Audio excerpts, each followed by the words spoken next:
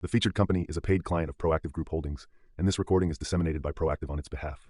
We needed to get to a point where we had a good understanding of the geology such that we could advance towards drilling. And that's where we're at with it now. We've built a 3D model of the main mineralized zones, and we're now just starting to rehabilitate the underground workings.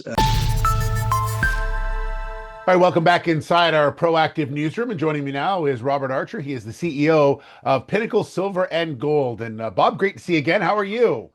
I'm doing well, thanks, Steve. For you too, I hope. Yes, doing very well. So the company out with an update on where you're at as far as your project is concerned, really as you advance towards making a production decision. So that's obviously the end goal that you want. So Right. let's take a step back. I know there was a lot of work that has led you to a lot of decisions that you need to make. So what have you done up until this point? So this week is actually the 1 year anniversary of acquiring the project, and I think we've accomplished a lot in that first year. We've taken over 1,300 samples, channel samples, mostly underground, some on surface, to get a better understanding of the geology and so on. Because this project has never been explored by modern exploration, and even though it was in production, in the late '80s and has a small plant there, so we needed to get to a point where we had a good understanding of the geology such that we could advance towards drilling. And that's where we're at with it now. We've built a 3D model of the main mineralized zones, and we're now just starting to rehabilitate the underground workings in order to get a drill underground and start delineation drilling of the mineralized zones and give us a much better sense of what's there in order to put together a mine plan. So that's kind of the key thing, really, that Yeah. is advancing things at the moment. It says that it'd take about 6 weeks to get that rehabilitation done and get everything set up to go there. So, is it just reinforcing things and getting the drill down there? Like, are those the kind of things you're talking about? Yeah, I mean, these are old workings, and some would have been produced mechanically, but a lot of it was just by hand. And so we need to make sure that the areas are large enough to accommodate the underground drilling equipment, and more importantly, that the areas is safe enough, that there are no loose rocks that are going to fall.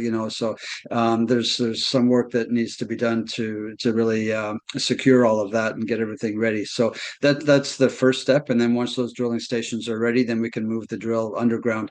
But this is all just just straight flat tunnels going straight into the side of the mountain. There's no shaft, so we're not talking about going down at all. In fact, the mineralization is above us once you go in the main access way. So it should go pretty quickly once we get going. Most of the underground drilling, the holes will be 20 to 25 meters long. So I mean, they're short holes, and we should be able to drill those off in rapid fashion.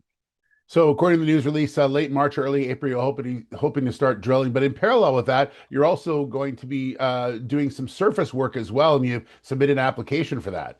Right. So, in order to submit an application for the permit for the surface drilling, you actually have to demonstrate where the holes are going to be. Where are you going to build the drill pads and so on. So, we needed to get to that point where we could actually target or delineate the targets and submit that to the authorities. So, we've done all of that, and hopeful that they can turn that around within a kind of a 60 to 90-day time frame, and that we can then start the surface drilling maybe in about 90 days or so, which should coincide with the end of the underground drilling. So one would just kind of dovetail into the next, and we'll just continue on with that program. And the other thing I noticed in the news releases, you talked about trying to get a power line extended, and there's a lot of Mhm. steps that has to go through. So that's obviously a pretty key one for this project. It certainly will be. I mean, we'll need to get power to the plant. But the nice thing is that the end of the line right now is only 3 kilometers away. But, rather than coming up over the mountain, that 3 kilometers, we'll follow the road around it. It'd be a lot easier for installation. So it's about 4.5 kilometers, maybe five, depending on the route we take. But when we had discussions with the Federal Electrical Commission in Mexico, they dictate that we have to hire an independent third party to do a feasibility study. Basically to show where the poles are going to go, how wide the right of way needs to be, with the cost and time frame and all that sort of stuff. And then we'd work with the Electrical Commission to actually provide the sufficient power and the transformers and all that kind of thing. So there's a fair bit that needs to go into that, but we've engaged a consultant to do that, and that'll get underway very shortly. It sounds like it's a lot of work with a little bit of, now we got to do a little bit of waiting and then a lot more work to come. But it sounds like 2026 is really starting to shape up to be a busy one. It really will be, Steve. There'll be a lot of milestones here, including permitting, and then as we advance on each of these tracks that we're going on, I'm hoping to move towards a production decision, hopefully later this year. Exciting times ahead, Bob. Really appreciate the time. Thanks so much. Good to see you again, and we'll talk soon. You bet. Thanks a lot, Steve.